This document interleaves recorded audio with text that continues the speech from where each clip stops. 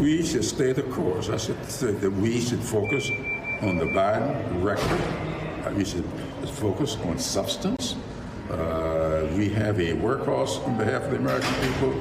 We got a show horse that's trying to get him out of office, and we don't have to question that. A very big supporter of President Biden. He's been a great president and done great things for our country. We've got to go in and got to keep our heads high. And as I say, we've got to have the back of this president. You don't turn your back because of one performance. What kind of party does that?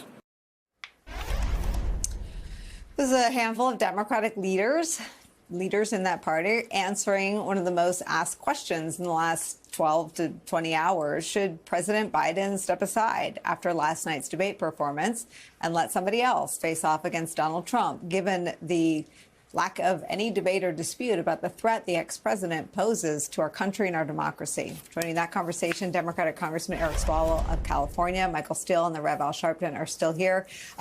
Congressman, today's about turning the floor over to people who know a lot more than I do. Your thoughts? Well, Nicole, I'm not worried about something that happened for 90 minutes last night. I'm worried for my kids' sake and all kids in America about the next 4 years. But it's simple to me to explain what happened with Joe Biden. You saw a good man who wasn't at his best.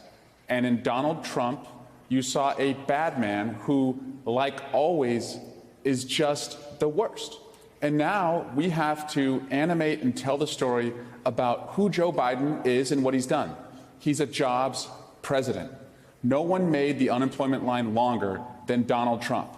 And this is Joe Jobs, Joey Jobs, Joe freaking Jobs. The guy created 16 million jobs in America, and he wants to finish the job with 4 more years to grow that economy. And that's what we should be telling Americans right now. And that's what the president, frankly, needs to get out there and tell the Americans right now. Joe Jobs. That's what Joe Biden means to me, and that's what he means to most Americans. And what do you do about the structural... For some reason, our politics and this debate last night wasn't structured in a way that caught any of Trump's lies. Daniel Dale there fact-checked it afterward in a really effective, powerful way to a sliver of the audience that watched the lies when they were told. We still have this problem of the lies getting the big amplification and the truth, if it ever catches up, reaching far fewer people. Well, it's my job to call out the lies, and frankly, it's President Biden's job. He should every single time look at Donald Trump and say, "You're a liar. Why can't you tell the truth?" He should say that every single time before he says anything else, because Donald Trump's a liar. And frankly, I'm embarrassed that Joe Biden had to stand on that stage with a convicted felon. It's embarrassing for the President of the United States to have to stand next to a convicted felon, someone who is judged to have sexually assaulted another woman, someone who owes hundreds of millions of dollars for his fraud. Joe Biden shouldn't have to stand next to that person, but he should call him a liar every single day. But what can I do and what can your viewers do? Well, if you're worried about what's going to happen at the White House, think about what can be the insurance policy against that. We have to have the House.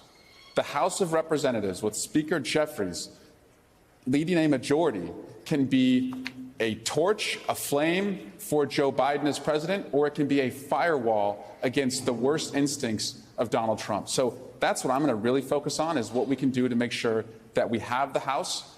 In 2016, when Hillary Clinton lost, we picked up 6 seats in the House as Democrats. That's actually all it would take to be in the majority. So, Nicole, we have to have the House.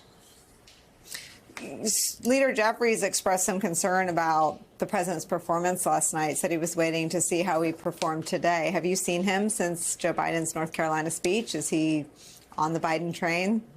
No, I've not seen Speaker Jeffries, but I know that he has already, functionally been the Speaker of the House, delivering, in the House of Representatives, the majority of the votes on everything that matters to most Americans, keeping government open, funding Ukraine, paying our bills. And as the formal speaker, as I said, he can be the flame for the policies that will finish the job for Joe Biden, or we can be the firewall against Donald Trump. And that's what I'm focused on right now. So as Democrats, we can be at our worst when we're bedwetting and soaking all the way through the mattress, but we can be at our best when we're boosting the leaders in our country who can, bring the change. And again, Joe Jobs, that's who Joe Biden is, and that story needs to start being told immediately.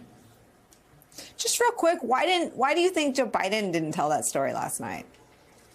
Well, look, he hasn't debated in 4 years. I think it needs to be much simpler. The message has to be simpler. We don't need numbers. We don't need homework. This isn't a Harvard Law School moot court competition. This is a gut check for every American. And Joe Biden can win the gut check because if you wanted a job when you were in the unemployment line, under Joe Biden, chances are you got a job, and not only that, you got a job that paid more. And that is how we need to simplify it for every American when he goes up against Donald Trump again and when he's on the trail across the country for the next 4 months.